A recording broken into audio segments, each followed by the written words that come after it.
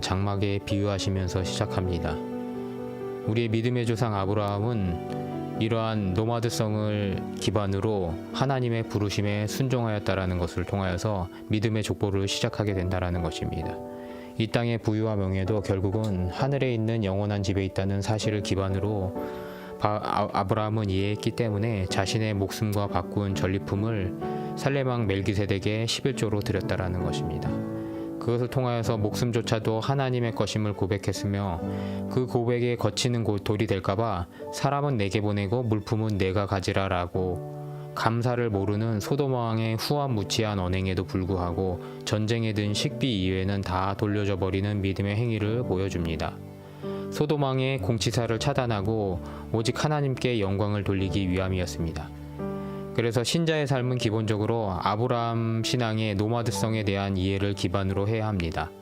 아브라함의 부도 하나님 나라의 맛보기로 주신 것에 불과하다라는 것이며 그 순례가 끝난 뒤 이 장망성을 떠나서 하나님이 지으신 영원한 집에 머물게 되는 것을 계속해서 기억해야 한다라는 것입니다.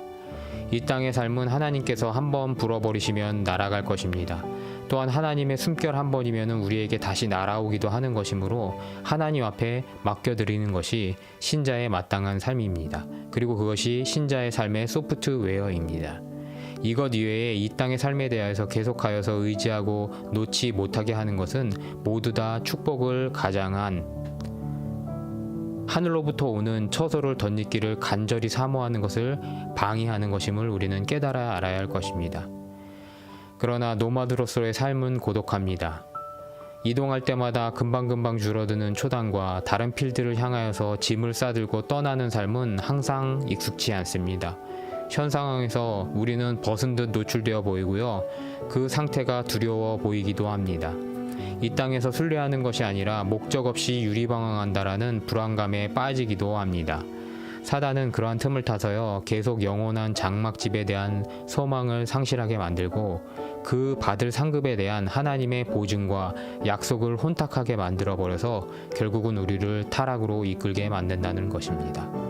짐을 쌓고 떠나는 삶을 피하기 위하여서 가인의 아들들처럼 성을 쌓고 그곳에 대를 이어서 살게 하는 것을 유혹하는 것을 우리는 알아야 합니다. 그리고 결국에는요, 계시록의 황충이처럼 갑옷을 두르고 침략을 하는 불의와 악의 군대로 살아가는 형식을 선호한 사람으로 만들게 된다라는 것입니다.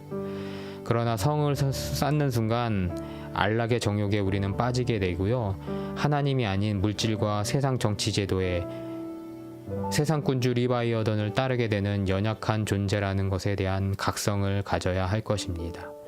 이 땅의 성과 울타리는 잠깐일 뿐입니다. 우리는 마지막 그리스도의 심판대 앞에서 믿음을 저버린 악에 대하여서 선악의 행위에 대한 판단이 기다리고 있다라는 것을 깨달아야 합니다. 하나님께서는 믿음을 주신 이후에요, 계속하여서 성령을 통하여서 우리와 교통하시면서요, 이러한 불안들을 억누르며 보증을 계속하여서 갱신해 주신다라는 것을 깨달아야 합니다. 그것이 바로 바울 선생님이 5절에 우리에게 이루게 하시고 보증으로 성령을 우리에게 주신 이는 하나님이시라라는 그러한 고백으로 나타나는 것을 보게 됩니다. 사랑하는 성도 여러분, 이런저런 이유 때문에 우리는 환난에 있든지 죽음에 있든지 주를 기쁘시게 하시는 자가 되기 위하여서 힘쓸 수밖에 없다라는 것입니다. 그리스도의 심판대 앞에서 생명책에 기록된 자기 행위대로 심판을 받고 보응받음에 대한 기쁨을 잊지 않으시는 하루 되시기를 주님의 이름으로 축복하면서 오늘 말씀을 마치도록 하겠습니다.